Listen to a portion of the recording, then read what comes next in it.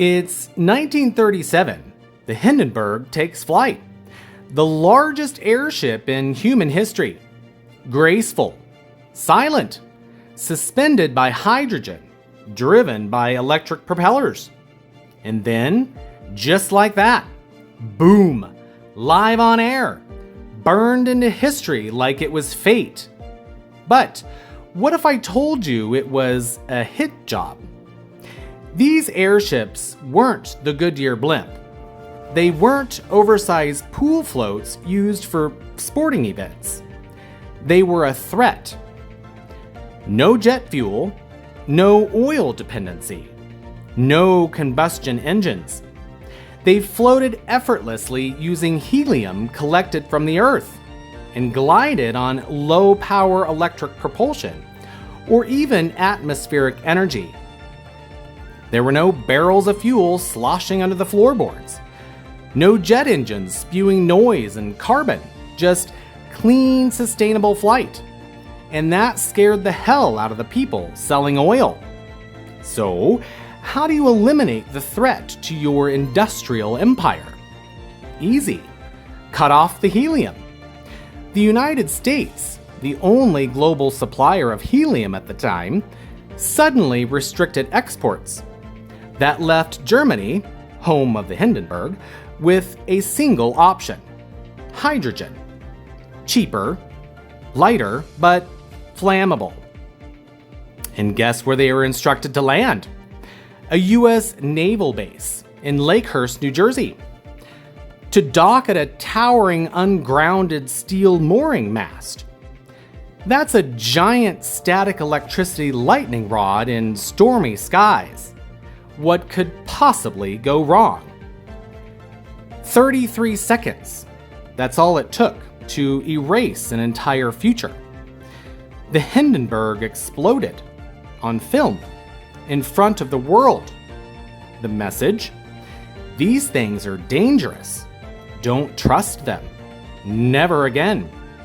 And that's exactly what happened.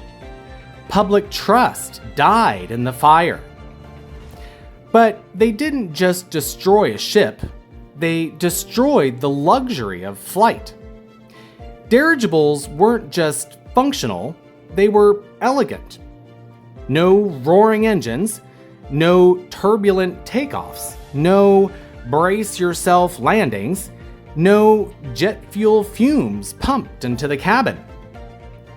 These crafts could carry over 1,000 passengers in lounges, in dining rooms, with piano music, with suites. Not seats, suites. Dinner and a cocktail, anyone? They didn't land, you ascended to meet them, which is why they built mooring towers in cities around the world.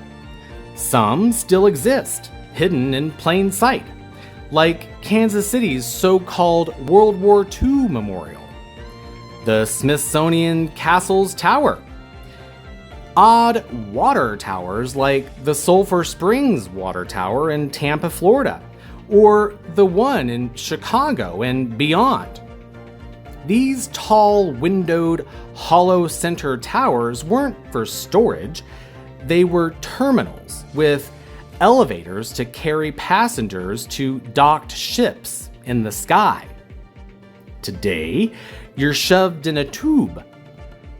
With half-inch knee clearance, a toddler behind you rage-kicking your lumbar discs, Karen in front of you reclining into your sternum, and Greg behind you, barefoot on your armrest, giving you a crusty foot massage you didn't ask for.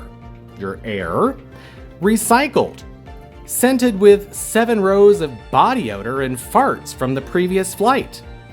If you're lucky, you'll get a warm cup of soda and a pretzel shard. That's what we traded flight for, and they call it progress. To be fair, they did try. Once the dirigibles were torched out of the sky, and the industry switched to jet-fueled rocket tubes, there was a moment, a golden window, when they tried to simulate what we had lost. TWA, Pan Am, BOAC, or early British Airways, wide aisles, big seats, real silverware, full course meals, people dressed up to fly, champagne in glasses, actual glasses. Flight was an event, a dream, a prestige. They couldn't float you through the clouds anymore, so they tried to distract you from the roar of the jet engines with filet mignon and a cigar bar. But then, the greed set in. More passengers meant more profit. Luxury gave way to the sardine strategy. They just forgot to coat us in oil so we'd slide in and out easier. And why do we still board from front to back? Logically, it makes no sense. But, yes. First class, always first.